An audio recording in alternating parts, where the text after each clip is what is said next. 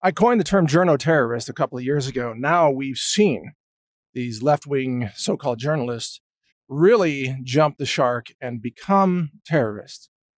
And we're seeing it every day now.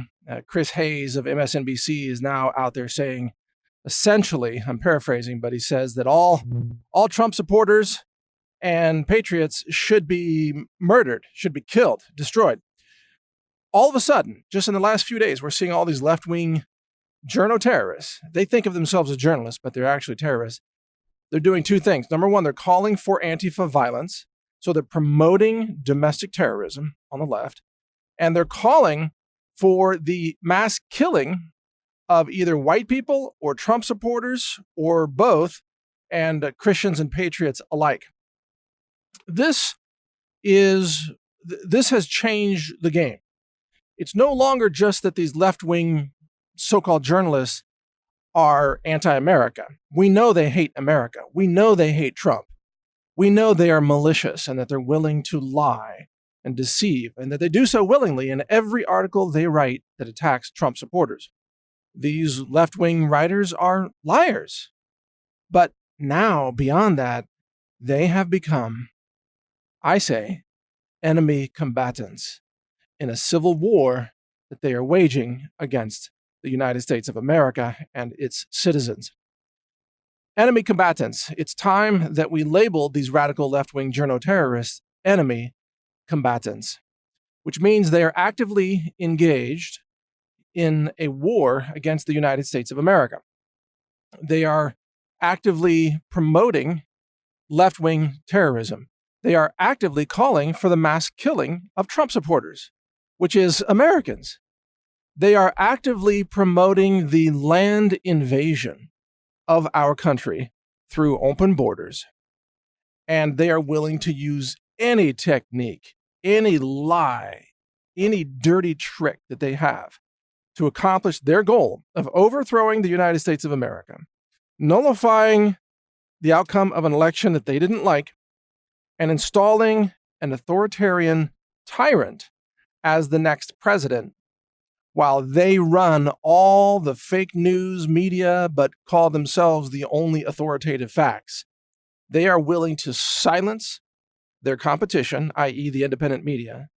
They exploit and abuse their positions of media power to call for the tech giants to ban channels that they don't like, such as my channel, or InfoWars, or others.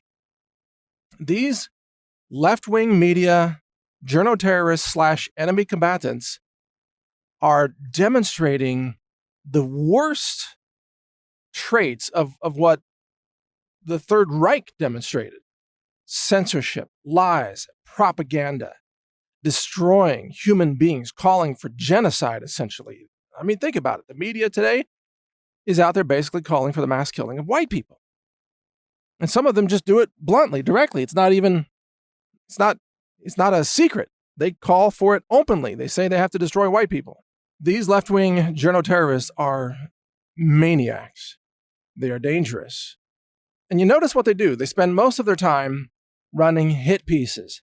They are character assassins. They can't argue the facts. They can't win any open and fair debate. They can't even win an open and fair election. They have to cheat and lie and rig everything. They have to misrepresent. They make up false accusations to carry out character assassinations. They run hit pieces on everybody who is a Trump supporter or a defender of the Second Amendment or the First Amendment, or just a defender of God, for God's sake. If you believe in God, you are the enemy of the left-wing media today, which, again, has become a cabal of enemy combatants. Now, as the Civil War gets underway in America, and it is inching closer by the day, the most likely outbreak of civil war now is in the months following the 2020 election. Regardless of who wins or loses, we may see the left go insane, try to take over the country, either way. And we'll probably see patriots rising to the defense of this nation and kinetically engaging the left-wing terrorists. As that happens, it's important to remember that these left-wing journo-terrorists are, in fact, an extension of Antifa. They are enemy combatants. I wouldn't have said that 2 years ago, but now it's become clear. They are just as dangerous and just as lawless as what Antifa has become. These left-wing radical journo-terrorists, they abuse their positions of power to mislead, to lie, to whip up radical left-wing violence. They, again, deliberately misrepresent everything that's happening in America. When the story broke about Jeffrey Epstein and his orgy island in the Lolita Express airplane, Bill Clinton was on that airplane 26 times. But the media lied, covered that up, and said, no, it's really about Trump, because Trump was videotaped at a party standing next to Epstein like 25 years ago, or something like that. It's insane. Bill Clinton is the one raping little boys and girls on the Lolita Express, but the media won't cover that because the media, the left-wing media, is an extension of the terrorism of the radical left. They are enemy combatants. Never forget it. I would imagine many people out there are building quite a list of the enemies of the people. Who are the enemies of America? Well, it is the journo-terrorists.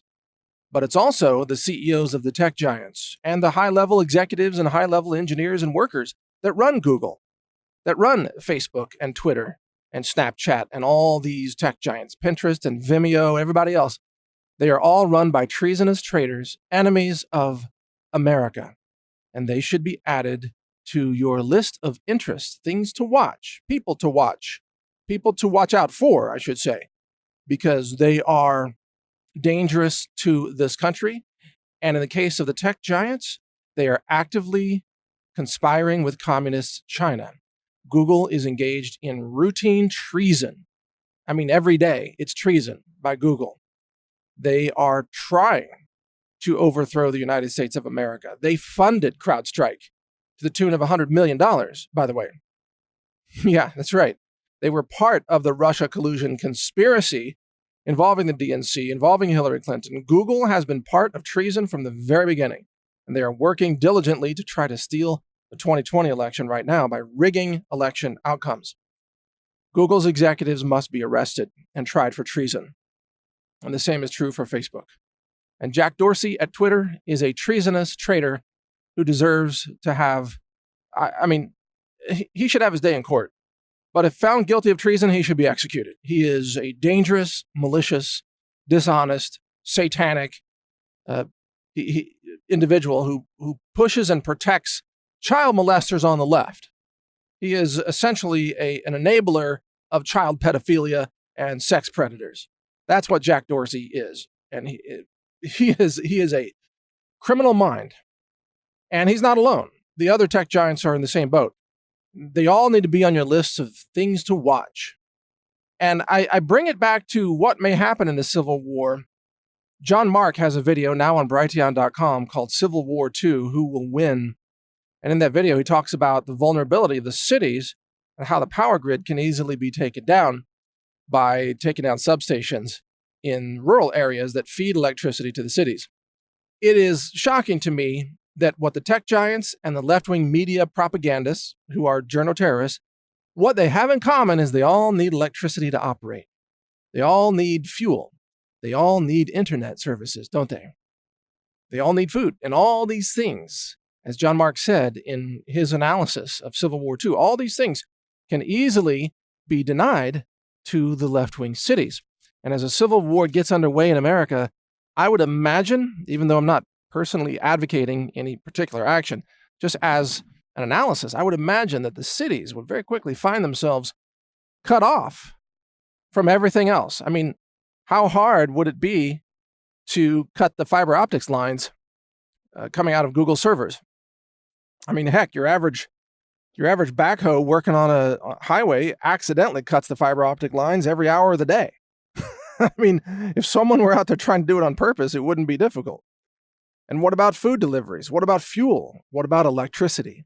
The enemies of America will likely find themselves completely cut off from real America as this all goes kinetic. Sadly, it's coming to this because the radical left is lawless and they respect no civility in society. They respect no election outcomes unless they win. They don't respect honesty or real journalism. They have abandoned journalism. They're nothing but fake news liars now. They don't respect freedom of speech. They don't respect the First Amendment or the Second Amendment or anything. All they want is authoritarian rule. And they are willing to lie and commit fraud and rig elections and censor important voices and do anything it takes to accomplish that. And that is why these radical leftists must now be designated enemy combatants in an active war zone, which is the United States of America. You are in a civil war. If you live in America, you are living in a war zone, and the enemies of America have now been clearly designated, clearly identified. Let's see what happens from here. And again, start paying attention to who is the enemy of America. Start taking notes. Start writing down the names. Start planning to defend this nation against its domestic enemies, because that's the oath that every soldier and every member of law enforcement has sworn to uphold, is to defend our Constitution against enemies both foreign and domestic. And the domestic enemies now include left-wing journo-terrorists who are pretending to be journalists, but they are actually malicious, treasonous traitors, and they are complicit in left-wing terrorism such as Antifa. Oh, and they openly call for the mass murder of white people and Trump supporters. So what else do you need to know who the true enemies of America really are? It's abundantly clear at this point. I've got a couple of websites that may help you stay informed. And by the way, I pray for peace. I pray that the left can be defeated without any of this escalating. But I don't have confidence that that's how it's going to go. Read my website, civilwar.news. And also, I publish newstarget.com. This is Mike Adams here. You can hear more of my podcast at brighteon.com. That's the free speech video alternative to YouTube. Thanks for listening. Before we get into the next segment, reminder that this is brought to you by the Health Ranger store. We have a fish oil alternative for those who don't want to take in fish-based products, many of which are heavily contaminated with mercury. We have a product called ahi flour. It's made from plants, and it's a fish oil-like supplement with many of the same essential fatty acids and the same beneficial effects on your body, but it's made from plants. It's lab tested for heavy metals, glyphosate, and microbiology to make sure it doesn't contain E. coli or salmonella or anything like that. So check it all out at healthrangerstore.com. It's good for your health, and it's clean. Thank you for watching. If you want to support our mission, visit us at healthrangerstore.com for the world's largest selection of lab-verified superfood and nutritional products for healthy living. It's at healthrangerstore.com.